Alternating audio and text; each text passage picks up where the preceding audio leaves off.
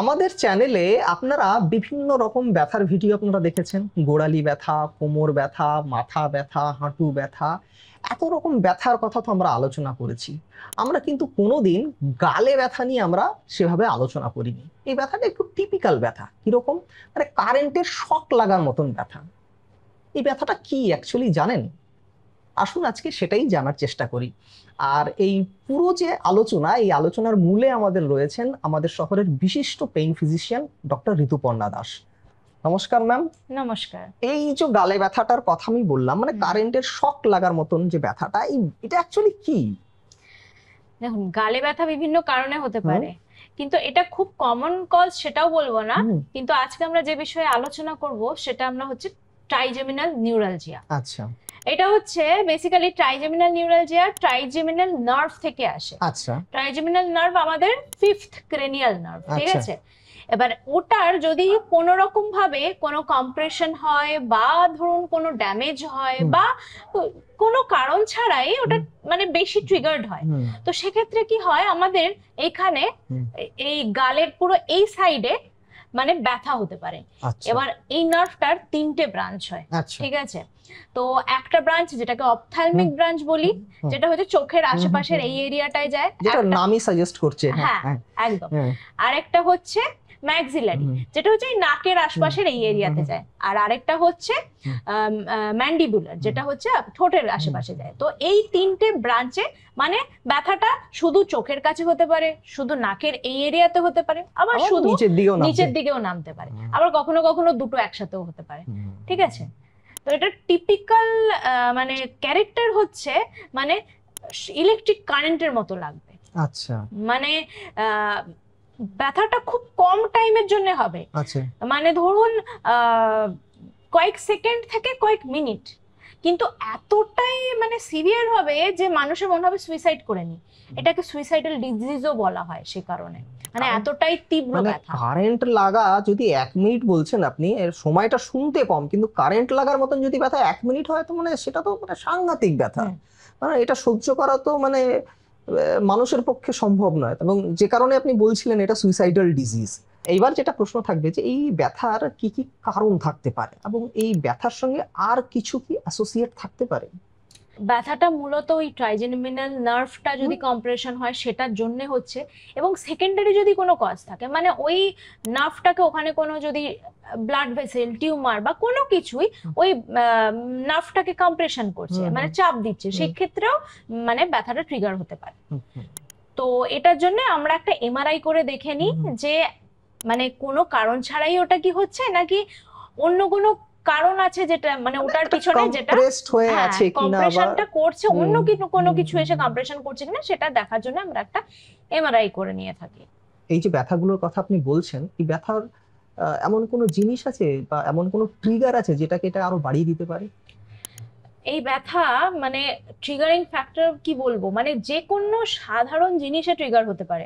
মানে আমি যে কথা বলছি, কথা বললে ব্যথা ট্রিগার হতে পারে, কিছু খাচ্ছি, চিবাচ্ছি, তাতে ব্যথা ট্রিগার হতে পারে, এমনকি এই যে পাখা চলছে, এই পাখার হাওয়াটা যদি আমার গালে লাগে তাতেও ব্যথাটা ট্রিগার হয়ে যেতে পারে। মানে সামান্যতম কারণ থেকেও এটা ট্রিগার করতে পারে। একদমই, এবং এটা মর্মান্তিক ব্যথা।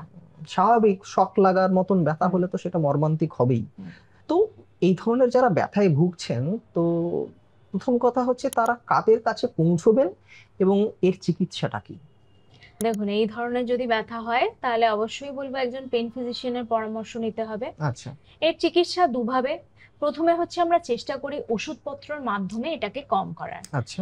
অনেক মানুষই ওষুধপত্র খেয়ে ভালো থাকেন, কিন্তু কিছু কিছু মানুষের ক্ষেত্রে ওষুধপত্র কাজ করে না, তখন গিয়ে আমাদের ইন্টারভেনশন করতে হয়। আচ্ছা। তো ওষুধপত্রের মধ্যে আমরা যেটা দিয়ে থাকি হচ্ছে অ্যান্টি কনভালসেন্ট বা অ্যান্টি ডিপ্রেসেন্ট গ্রুপ অফ ওষুধপত্র, ঠিক আছে? এগুলো এই ক্ষেত্রে খুব ভালো কাজ করে, এবং ডোজটা অনেকটাই এসকেলেট করা যেতে পারে মানে এই ব্যথাটা কন্ট্রোলে আনার জন্য। তো অনেক মানুষই ওষুধপত্রের মাধ্যমে একদম সুস্থ স্বাভাবিক জীবন যাপন করতে পারে, তাতে আর কোনো মানে কাটা ছেঁড়ার কোনো দরকার পড়ে না। না। আচ্ছা, এরপরও ওষুধেও যদি কাজ না হয়? ওষুধে যদি কাজ নয় হয় তাহলে গিয়ে আমাদের করতে হয় হচ্ছে রেডিও ফ্রিকোয়েন্সি অ্যাবলেশন। মানে হচ্ছে এখানে এই মানে এই ভিতর দিয়ে ঢুকে ব্রেনের কাছাকাছি গিয়ে, মানে ওই ট্রাইজেমিনাল নার্ভ যেখান নার্ভটা। থেকে উৎস, গ্যাসেরিয়ান গ্যাংলিয়ন বলে থাকি, তো সেই নার্ভের ওখানে গিয়ে ওইটাকে আমাদেরকে রেডিও ফ্রিকোয়েন্সি অ্যাবলেশন করতে হয়। আচ্ছা, মানে হচ্ছে হিট দিয়ে ওটা সেই নার্ভের ওই যে অংশটা সেটাকে পার্শিয়াল ড্যামেজ করে দিই, যাতে নার্ভের যাতে এই যে নার্ভের সেন্সেশনটা। যে ব্যথার সেন্সেশনটা ওটা স্টপ হয়। মানে ওটা মানে বেসিক্যালি ব্লক করা হয় ওই জায়গাটায় গিয়ে।